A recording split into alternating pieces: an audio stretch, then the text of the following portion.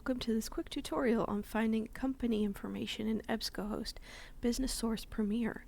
In less than 5 minutes, I'll show you how to quickly and easily find reliable and current information about a company using EBSCOhost Business Source Premier. Let's get started. First, open your browser and navigate to the Charles H. Trout Library website. I'll put our web address in the description box below.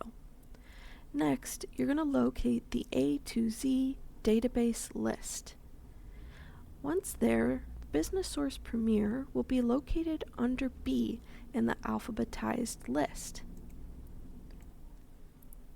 On campus, you'll be automatically signed in, but off-campus users will need a username and password to access the database. Click on the link above to watch a 60-second video on how to find those passwords to the library databases. Once you're in Business Source Premier, you'll see a search box at the top of the page. This is where you can enter the name of the company you're searching or the business topic you'd like to know more about. So let's say we're researching Microsoft. Let's type Microsoft into the search bar and hit search. So the first result we can see here is this highlighted company profile. These are really useful resources. They give an excellent overview of a company, including profiles of the company leadership, the history, financials, and a SWOT analysis. So you click on the report title, and it will take you to a page with further information about this source. Look for the Access Options button to get the full text. So if you click on the Access Options button, you should see PDF or online full text or both. I like to use the online full text just because I feel like it has a few extra features.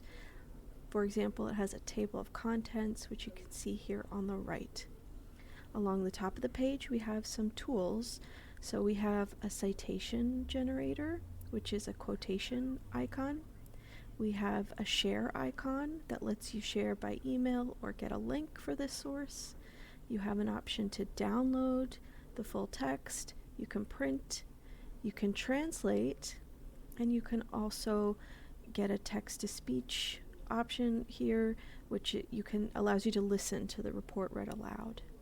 So take some time to explore these company profiles, and you'll find a lot of useful information about Microsoft's performance and its competitive landscape, as well as its future outlook. So let's go back to the results page, and let's take a look at how we can filter this list of results. Just like when we're online shopping, databases like Business Source Premier have filters that let us shift through the results to find exactly the source that fits our needs. So let's look for the All Filters button. It's right here under the search box. And this is going to open the All Filters menu. And now you can see that you have a lot of filter options. For example, you can filter by publication date. This is really useful when you're doing company research because very often you want the most current information you can find. Next, we have some source types. So you'll notice that there is a list here of different types of sources like magazines, newspapers, etc., and there's a number beside it, each one. And that number represents the total number of this type of source found on your topic. And the type of source you choose often depends on the requirements of your assignment. For example, if your professor requires you to use only academic journals, then you have the option to filter your search results to just academic journals, and now you don't have to worry if your sources are considered academic or scholarly. You can trust that they are because we used this filter.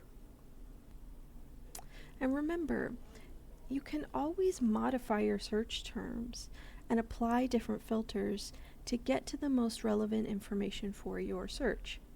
So, for example, if this search didn't fully get to your search requirements, you can add more search terms, for example, Microsoft and culture, for example, or Microsoft and Bill Gates. So try different things. You can't break the database, so just explore. If you run into any problems, please contact the library for help. We love questions, especially yours. And I put our contact information is on our website, which I've linked in the description. So that's it for this tutorial. Happy searching!